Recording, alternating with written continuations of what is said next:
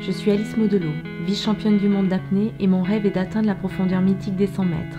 Sur cette quête, je vais aller rencontrer les personnes qui, elles aussi, ont suivi leur rêve. Avec moi aujourd'hui, Jean-Marc Barr, acteur et réalisateur, personnage qui m'a marqué et inspiré par sa vérité et par sa sincérité dans son interprétation du Grand Bleu.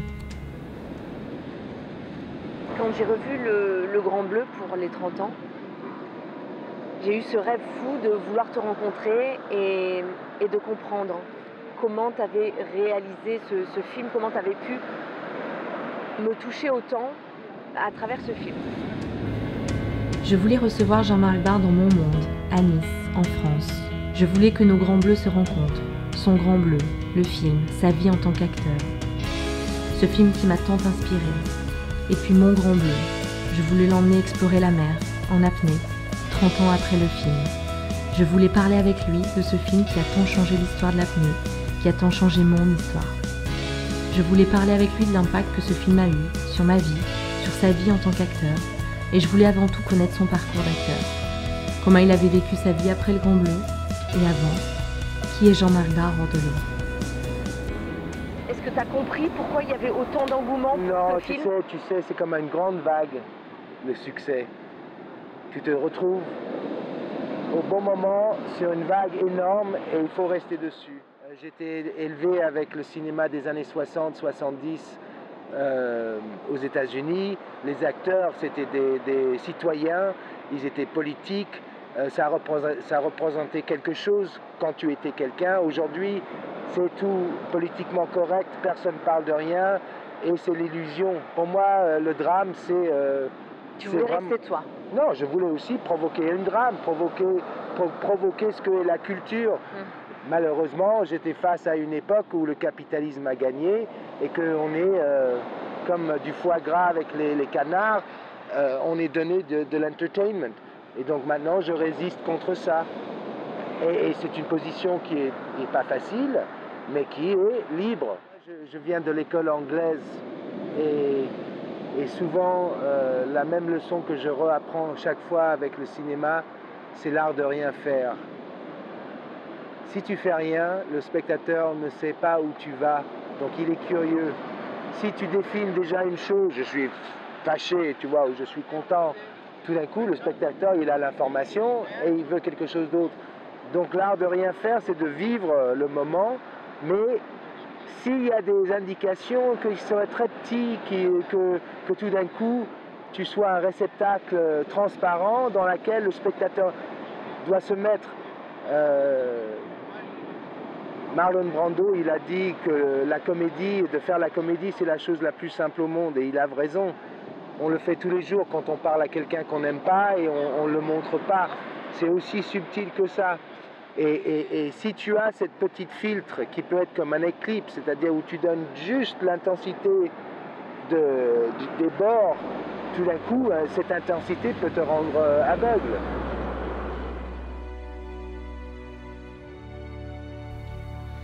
C'est avec un mélange d'émotion et d'excitation que j'ai amené Jean-Marc Barr rencontrer ma Grande Bleue, la Méditerranée.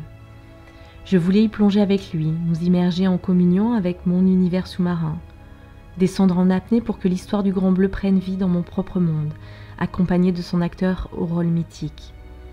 Je voulais que nous partagions ces instants où nos mondes se rejoignent, en apnée, les yeux ouverts sur notre environnement.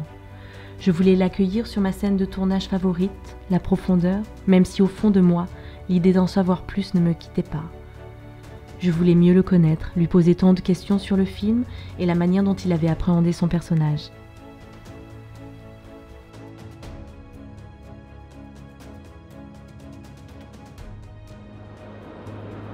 Je jouais un type qui était élevé, j'ai imaginé quelqu'un qui a concentré toute son âme et existence dans la mer, parce que peut-être il a eu une tragédie très jeune, le père de son père, mais tout ce que j'ai joué, vraiment, c'est d'être dans l'ouverture de l'âme et de l'esprit quand on est en contact avec la nature, comme on peut l'être.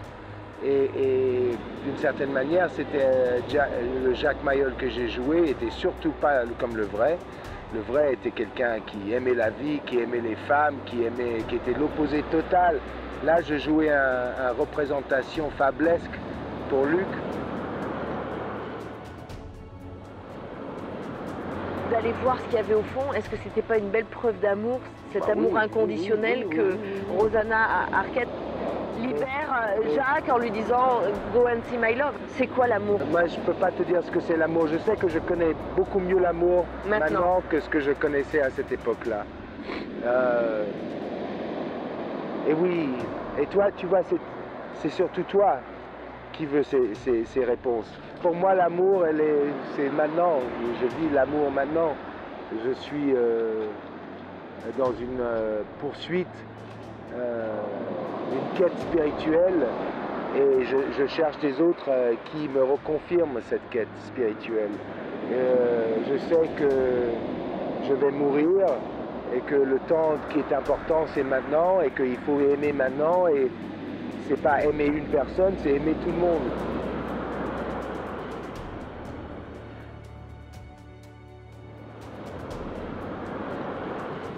Besson et Mayol, vraiment à la fin, m'ont ouvert les portes sur l'apnée. À l'époque, cette idée que l'être humain, quand il est dans l'eau, dans l'apnée, quand il tient son souffle, il est dans un semi-mort, c'est-à-dire il n'est pas dans la vie normale.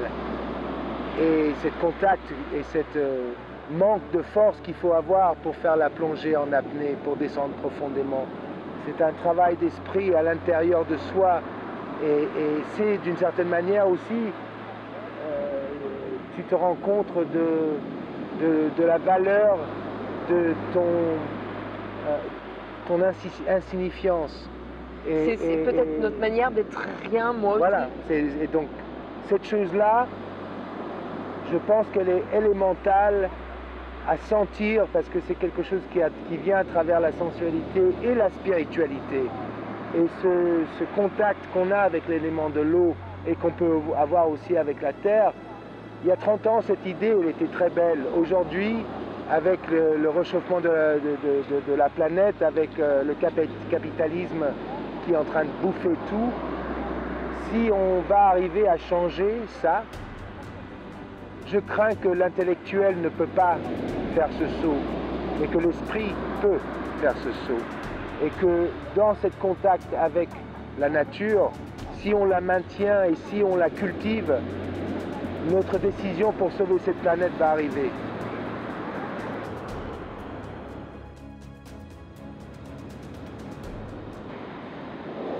Quand je te regardais dans ton masque, on s'est fixé sur toutes les remontées. Ouais.